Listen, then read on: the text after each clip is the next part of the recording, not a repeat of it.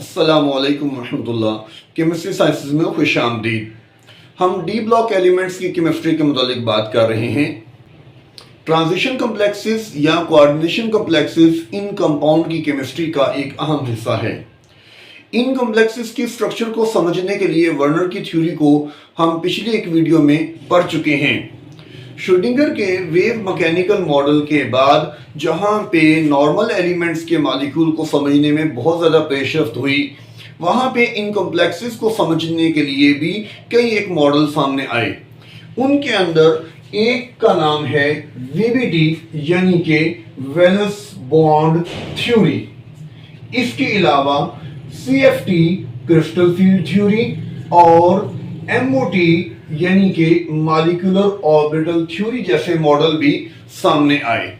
हम इस वीडियो में बात करेंगे वैलेंस बॉन्ड थ्योरी के मुतालिक।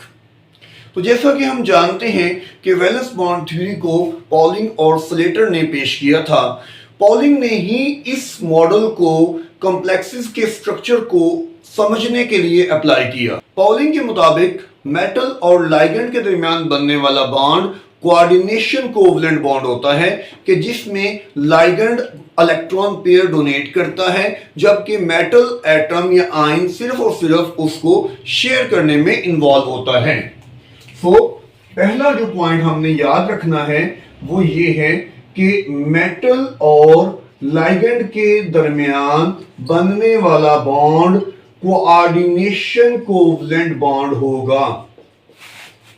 Coordination covalent bond. अब इस कोऑर्डिनेशन कोवलेंट बॉन्ड को बनाने के लिए लाइगेंड के पास एक कंप्लीटली फिल्ड सिग्मा ऑर्बिटल होना चाहिए। Completely filled sigma orbital. आप जानते हैं कि इस टाइप का ऑर्बिटल लोन पेयर भी कहलाता है।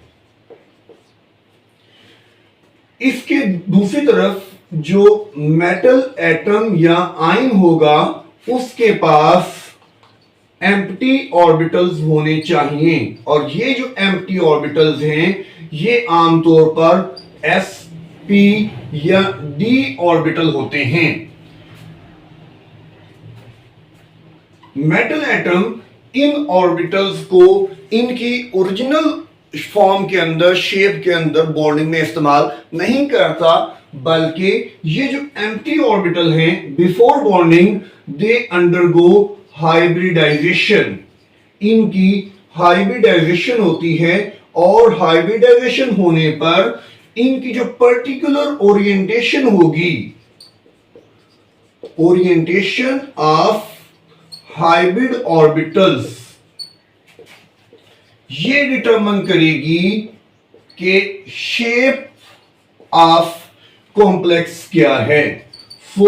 नॉर्मल एलिमेंट्स के लिए जिस तरह हमने हाइब्रिडाइजेशन के पैटर्न को याद किया हुआ है, वो चीज हमें यहां पे भी हेल्प आउट करेगी कि sp हाइब्रिडाइजेशन लीनियर शेप बनाएगी, sp2 ट्रायंगुलर शेप बनाएगी, sp3 टेट्राहेड्रल बनाएगी और सो ऑन। इसी तरह से ये आगे चलता रहेगा।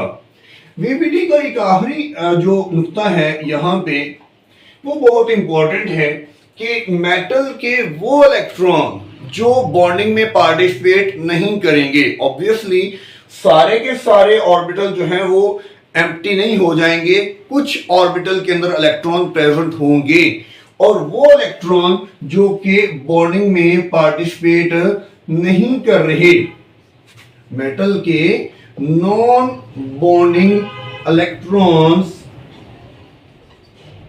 ये कभी कभार रीअरेंज हो जाते हैं।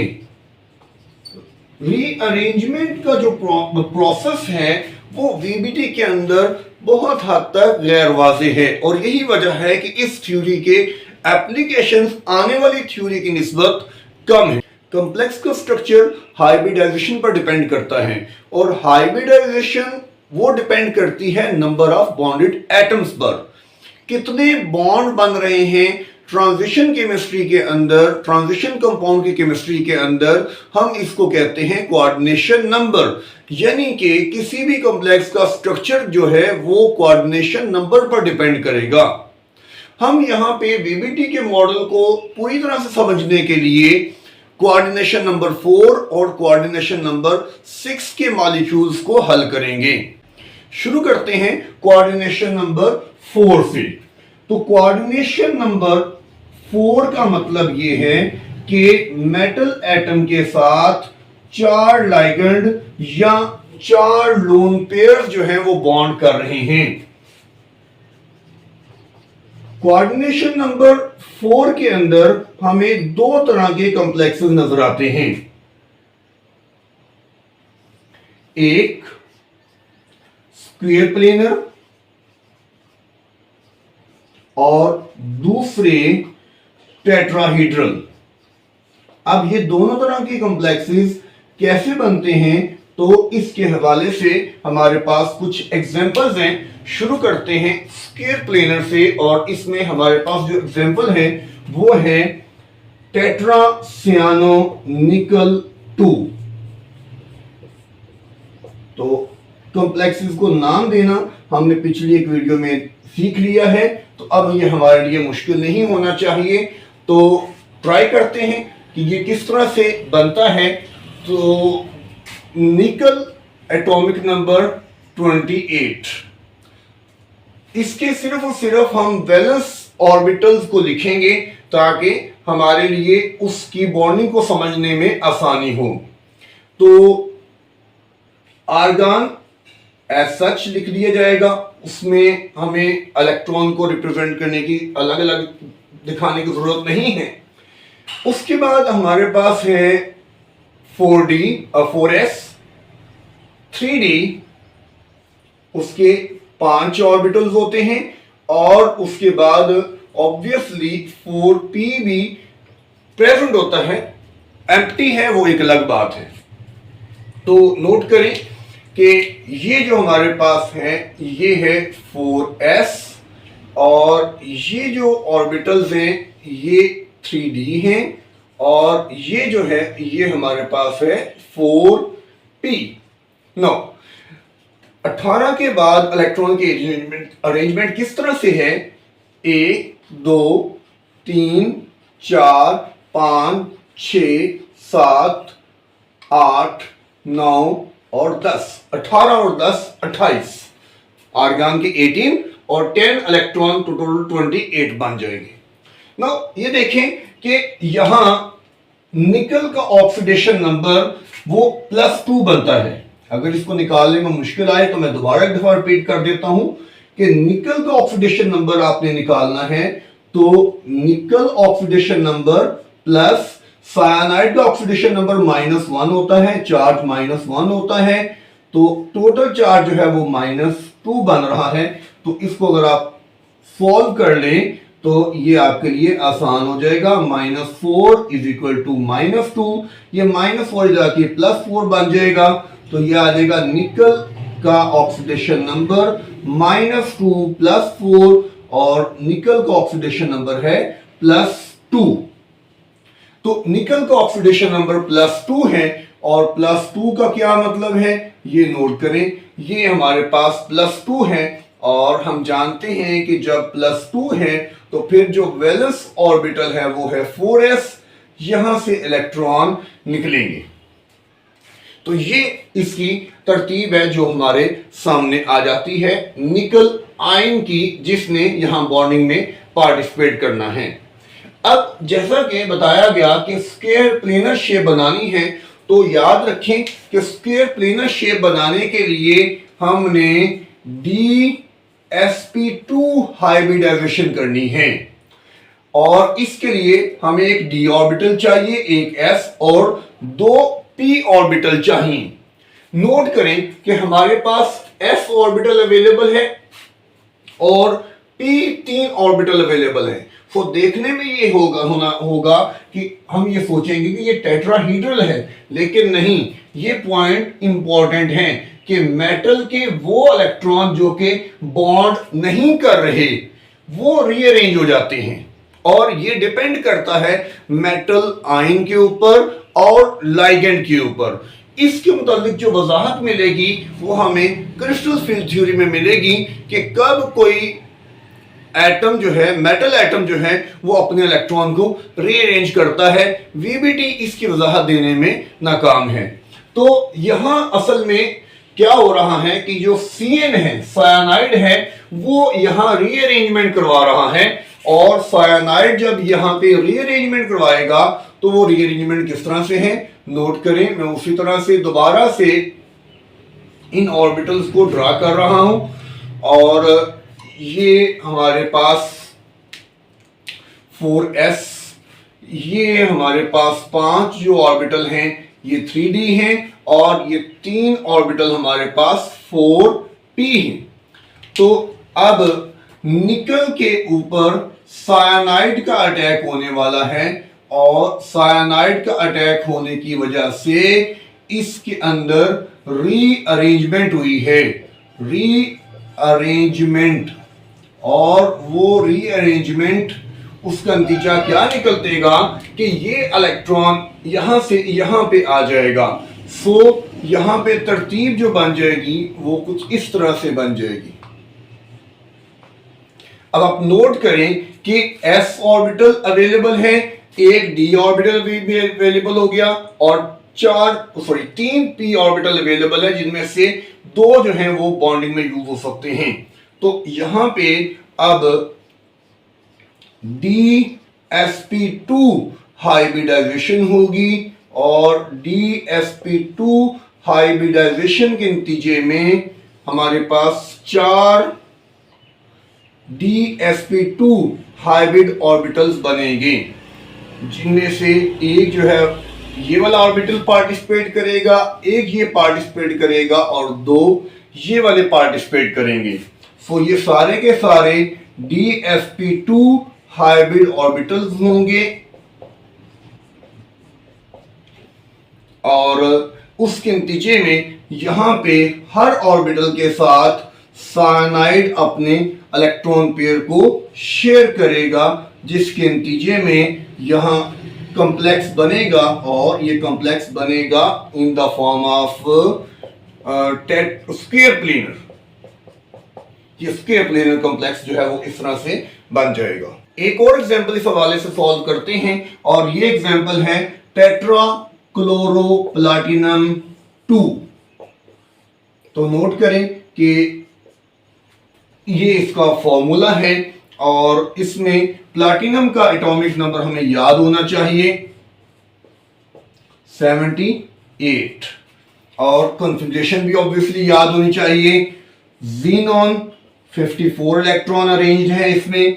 उसके बाद आता है 4f14, इसके अंदर 14 इलेक्ट्रॉन, तो ये हमारे पास आ गए 68। अब बच के हमारे पास 10 इलेक्ट्रॉन, और उनको हमने अरेंज करना है आगे। क्योंकि हम इलेक्ट्रॉनिक कॉन्फ़िगरेशन पर पहले से बात कर चुके हैं, तो अब हमें ये चीज जो है ये मुश्किल में नहीं डालेगी अगर हमने उसको अच्छी तरह याद कर लिया हुआ है। तो ये हमारे पास है 6s, और ये जो 5 ऑर्बिटल्स हैं ये हैं 5d, और ये जो 3 ऑर्बिटल्स हैं ये हैं हमारे पास 6p। अब यहां जो एबनॉर्मलिटी पाई जाती है प्लैटिनम के 6s में सिर्फ एक इलेक्ट्रॉन पाया जाता है, और इसके बाद 9 इलेक्ट्रॉन जो हैं वो d ऑर्बिटल में हैं। तो 5, 6, 7, 8 और 9।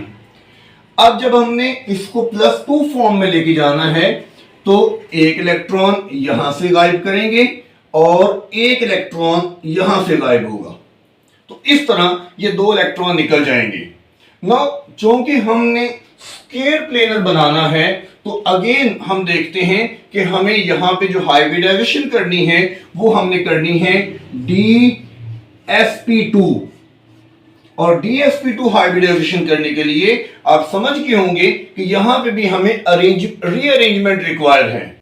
देखिएगा कि ये हमारे पास ऑर्बिटल्स हैं और हमने इनमें इलेक्ट्रॉन को ये 6s और ये हमारे पास 5 ऑर्बिटल जो हैं ये 5d के हैं, और यहां रीअरेंजमेंट हो रही है किस तरह से कि ये इलेक्ट्रॉन रीअरेंज करेंगे एक इलेक्ट्रॉन ये वाला जंप करके यहां पे चला जाएगा।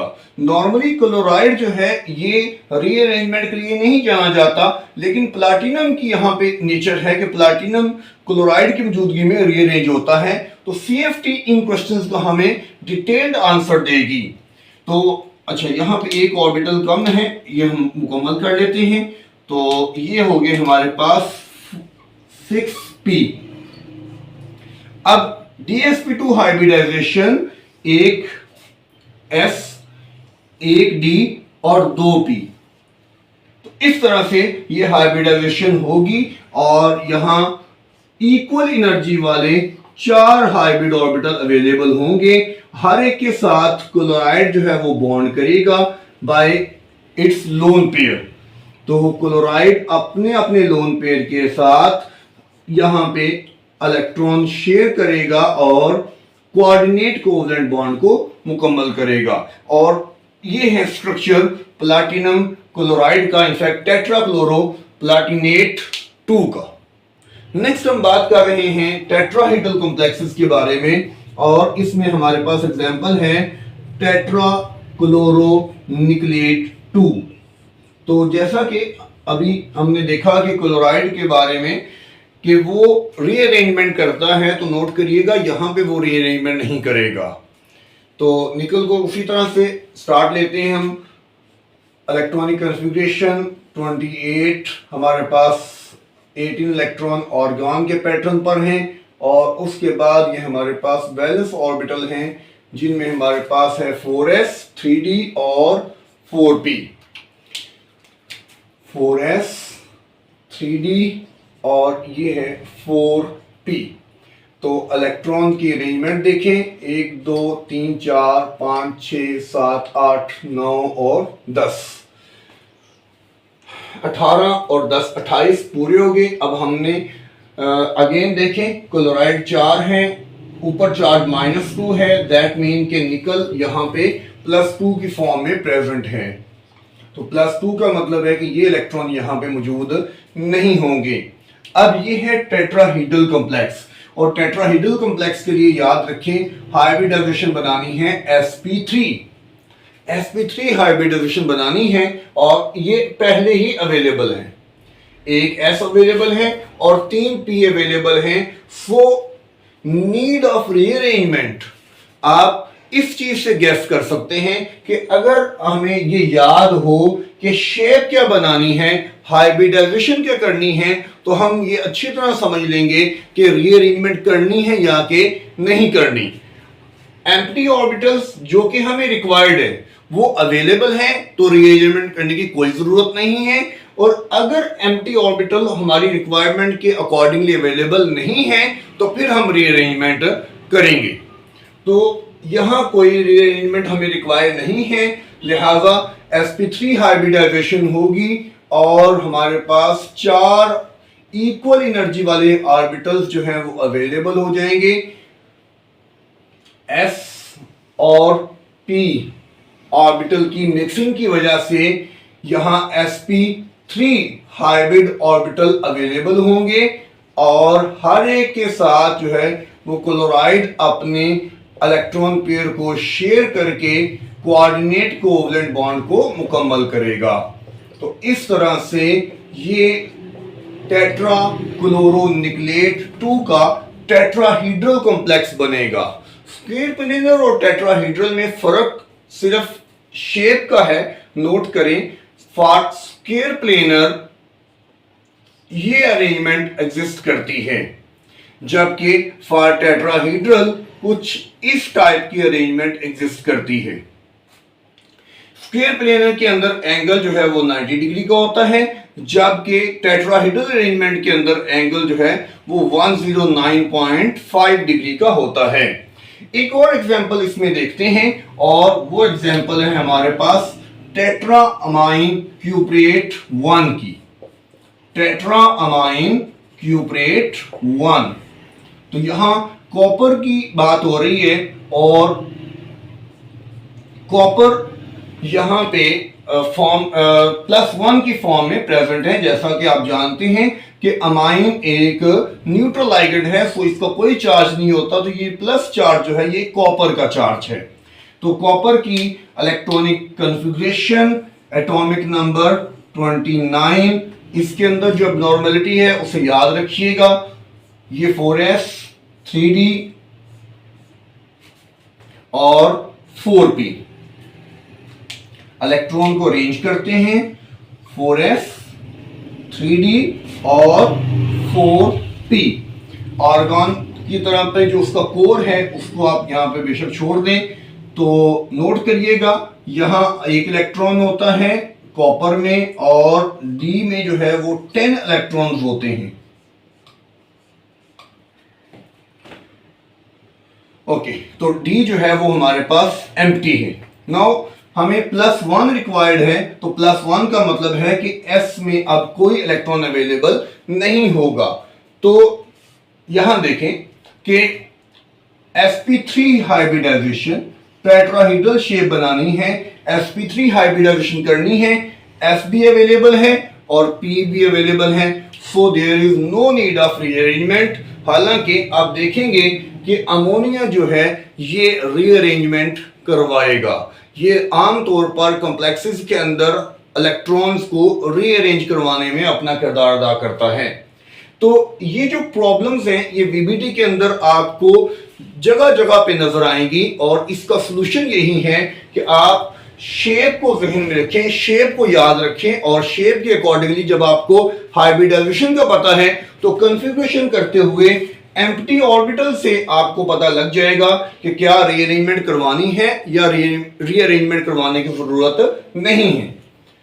तो इस असूल को अगर आप वीबीटी में पकड़ लेंगे तो आपके लिए वीबीटी के मॉलिक्यूल्स को हल करना बहुत आसान हो जाएगा। यहां पे हमारे पास sp3 हाइब्रिड ऑर्बिटल्स होंगे, इक्वल एनर्जी के ऑर्बिटल्स हैं सारे के सारे, और ये 1s और 3p के हाइब्रिडाइज करने से बने हुए हैं।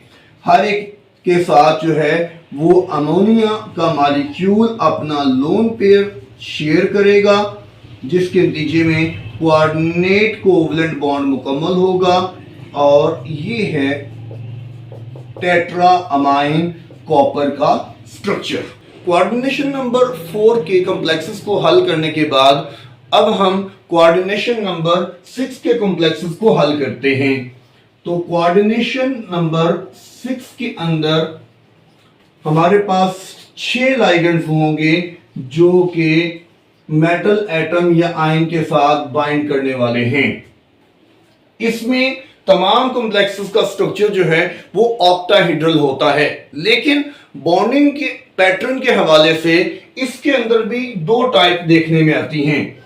एक वो है जिन्हें हम कहते हैं इनर ऑर्बिटल कॉम्प्लेक्सेस और दूसरे वो हैं जिन्हें हम कहते हैं outer orbital complexes.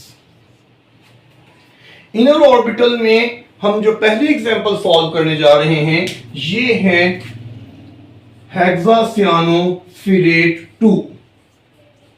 Cyanide bind कर रहा है आयरन के साथ और आयरन का जो चार्ज है वो यहां पे +2 है।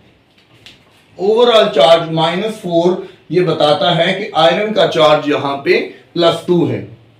तो शुरू करते हैं उसी पैटर्न पर, अंडरस्टैंड करने की कोशिश करिएगा। आयरन एटॉमिक नंबर 26, कॉन्फ़िगरेशन में चले आर्गन को लिख लें पहले, 18 इलेक्ट्रॉन इस पैटर्न पर हैं और उसके बाद हमारे पास ये इलेक्ट्रॉन्स जो हैं ये अवेलेबल हैं, ऑर्बिटल अवेलेबल हैं, इन के अंदर इलेक्ट्रॉन मौजूद हैं। किस तरह से ये नोट करिएगा, ये हो गया हमारे पास 4s, ये हो गया 3d और ये हो गया 4p।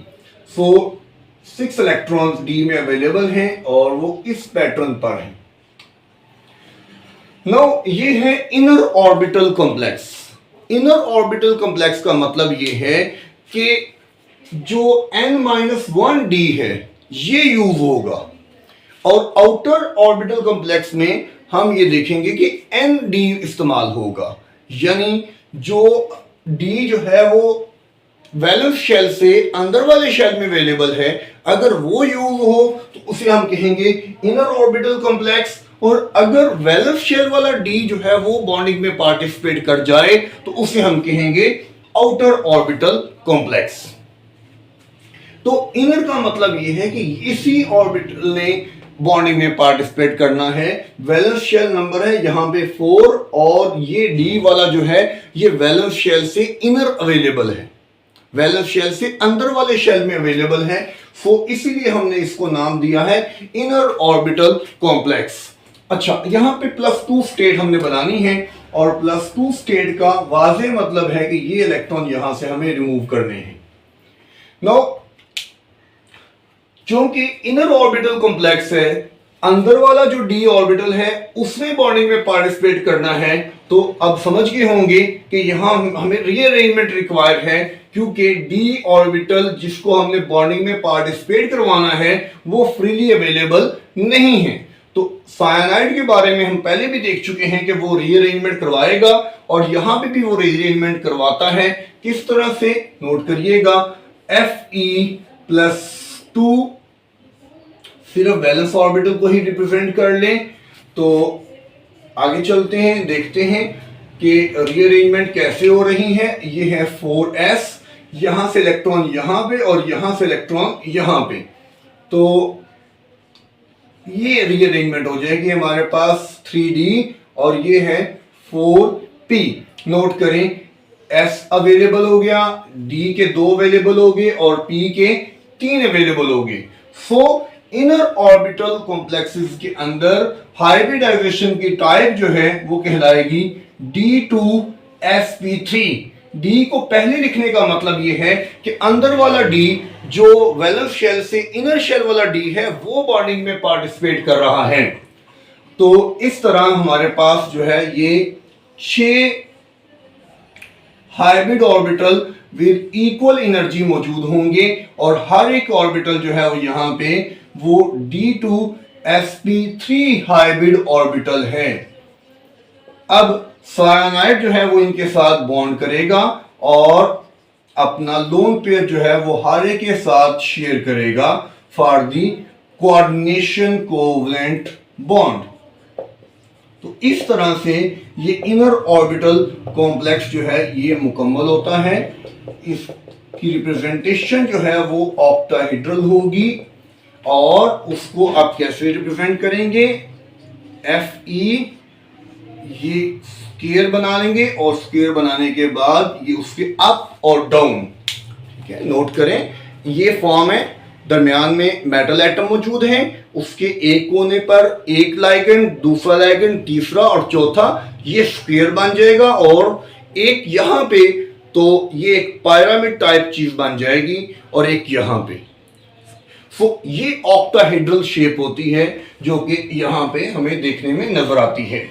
एक और एग्जांपल इसके हवाले से हल करते हैं और ये एग्जांपल है क्रोमियम की, हेक्सामाइन क्रोमियम 3। यहां पे क्रोमियम सेंट्रल एटम है और अमाइन लाइगेंड उसके साथ बाइंड कर रहा है। क्रोमियम का एटॉमिक नंबर जैसे कि हम जानते हैं 24 होता है और ये एबनॉर्मल कॉन्फ़िगरेशन रखता है। इसकी रीअरेंजमेंट इसकी जो है वो इलेक्ट्रॉनिक अरेंजमेंट जो है वो इस तरह से है 3D 1 2 3 4 और 5 और ये हमारे पास हो गए 4p। अब हमें इसको बनाना है +3 बनाना है। यहां से एक इलेक्ट्रॉन जाएगा, एक इलेक्ट्रॉन यहां से जाएगा और एक इलेक्ट्रॉन यहां से जाएगा। 3D में अब हमारे पास 2 एम्प्टी ऑर्बिटल अवेलेबल हैं और नोट करें 3D ये इनर डी ऑर्बिटल है, तो हमने इनर ऑर्बिटल कॉम्प्लेक्स बनाना है। डी ऑर्बिटल अवेलेबल हैं। अमोनिया के बारे में नोट करिएगा, ये आमतौर पर रीअरेंजमेंट करवाएगा, लेकिन यहां पे फिर देखें there will be no rearrangement because जो हमारे रिक्वायर्ड ऑर्बिटल्स हैं दे आर अवेलेबल। तो यहां D2sp3 हाइब्रिडाइजेशन होगी और उसके नतीजे में 6 hybrid orbital with equal energy available होंगे। हर एक के साथ अमोनिया का मॉलिक्यूल जो है वो अपना लोन पेयर शेयर करके कोऑर्डिनेट कोवलेंट बॉन्ड को मुकम्मल करेगा और इस तरह से ये इनर ऑर्बिटल कॉम्प्लेक्स जो है ये मुकम्मल हो जाएगा। इनर ऑर्बिटल कॉम्प्लेक्सेस को स्पिन पेयर्ड कॉम्प्लेक्सेस भी कहा जाता है, क्योंकि नॉर्मली यहां पे आपने देखा कि अरेंजमेंट तो नहीं हुई, लेकिन नॉर्मली जैसे मैं कह रहा हूं कि अरेंजमेंट होती है और अरेंजमेंट के होने के नतीजे में जो अनपेयर्ड इलेक्ट्रॉन होते हैं वो पेयर हो जाते हैं, तो इसको स्पिन पेयर्ड कॉम्प्लेक्स भी कहा जाता है और इनका मैग्नेटिक मोमेंट आमतौर पर लो होता है। आउटर ऑर्बिटल कॉम्प्लेक्सेस में हमारे पास एग्जांपल है हेक्सा फ्लोरो कोबाल्टेट 3। यहां पे आप देखिए कोबाल्ट सेंट्रल एटम है, तो किस तरह से कॉन्फ़िगरेशन है आप जानते होंगे। यहां 4s 3d और 4p, ये हमारे पास है 4s और ये है 3d और उसके बाद हमारे पास ये है 4p। 27 इलेक्ट्रॉन्स हैं, किस तरह से अरेंज करेंगे। 18 इलेक्ट्रॉन ऑर्गन कोर की तरह हैं, उसके बाद 1 2 ये 20 हो गए और उसके बाद 7 इलेक्ट्रॉन हैं जो कि d ऑर्बिटल में इस अंदाज में अरेंज होंगे। नाउ हमने इसको बनाना है +3 और +3 का मतलब ये है कि 2 इलेक्ट्रॉन्स यहां से जाएंगे और 1 इलेक्ट्रॉन यहां से जाएगा। सो अब ये मुकम्मल हो गया +3 की फॉर्म में इसको रिप्रेजेंट कर रहा है ना। क्योंकि ये आउटर ऑर्बिटल कॉम्प्लेक्स है, तो आउटर ऑर्बिटल कॉम्प्लेक्स का मतलब ये है कि वैलेंस शेल वाला डी जो है वो बॉन्डिंग में पार्टिसिपेट करेगा, इनर शेल वाला डी बॉन्डिंग में पार्टिसिपेट नहीं करेगा और यही वजह है कि हम यहां पे पेयरिंग नहीं करवा रहे। वैसे भी फ्लोराइड के बारे में याद रखिएगा कि फ्लोराइड जो है वो ऐसा लाइगेंड है जो पेयरिंग नहीं करवाता।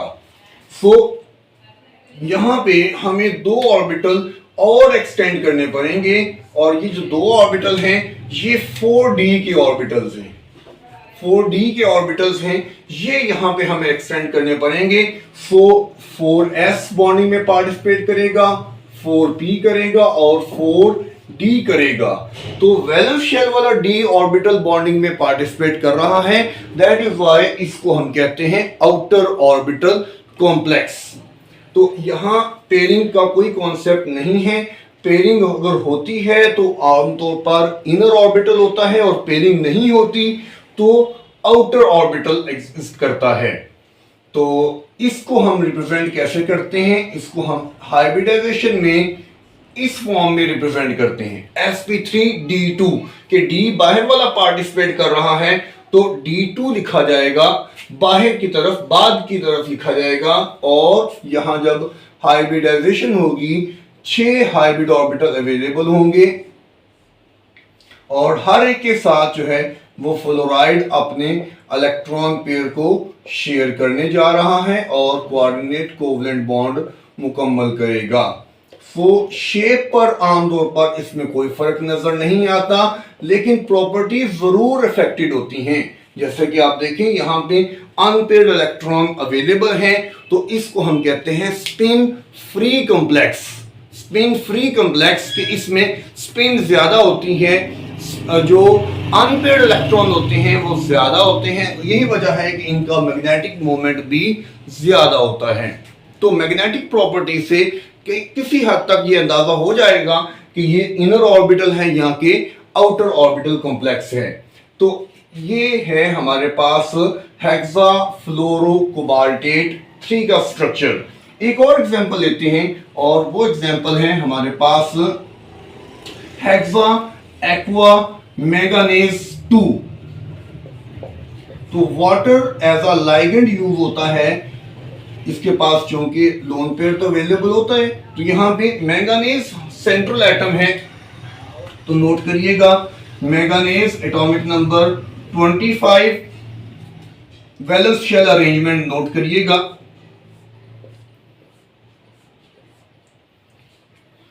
ये हमारे पास हो गया 4s, ये है 3d और ये है हमारे पास 4p। अब 25 इलेक्ट्रॉन अरेंज करने हैं, 1 2 3 4 5 6 और 7, क्योंकि 8 इलेक्ट्रॉन जो है वो आर्गन की रिप्रेजेंटेशन पर हैं और बाकी हमारे पास 7 इलेक्ट्रॉन हो गए हैं।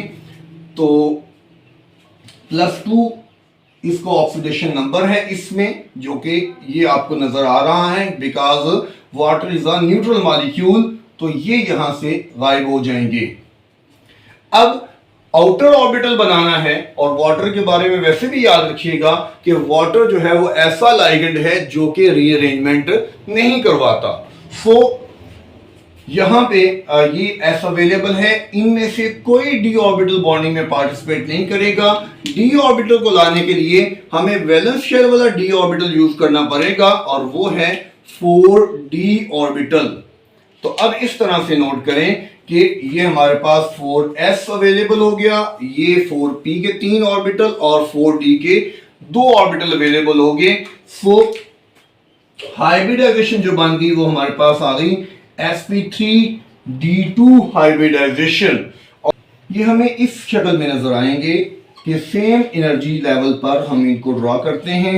हर एक के साथ वाटर मॉलिक्यूल अपना लोन पेयर शेयर करेगा, और एज ए रिजल्ट ये कॉम्प्लेक्स जो है ये मुकम्मल हो जाएगा। स्ट्रक्चर में नोट करें कि कोई फर्क देखने में नहीं आता, चाहे इनर हो चाहे आउटर हो, शेप जो है वो ऑक्टाहेड्रल ही होगी। हाँ, प्रॉपर्टीज वेरी करती हैं, और यही प्रॉपर्टीज हमें हेल्प आउट करती हैं कि हम ये डिसाइड करते हैं कि ये इनर ऑर्बिटल है या कि आउटर ऑर्बिटल कॉम्प्लेक्स है। तो VBT valence bond theory complexes के शेप को कैसे जस्टिफाई करती है, ये हमारे पास कुछ पॉइंट्स थे और कुछ एग्जांपल्स थी जिनकी मदद से हमने इस चीज को समझने में मदद ली। आगे हम बात करेंगे CFT के मुतालिक, और CFT में हम देखेंगे कि जिन सवालों का जवाब यहाँ VBT नहीं दे पाई, CFT उन सवालों का जवाब कैसे देती है। अपनी राय को कमेंट सेक्शन में ज़रूर मेंशन करें। अल्लाह हाफिज़।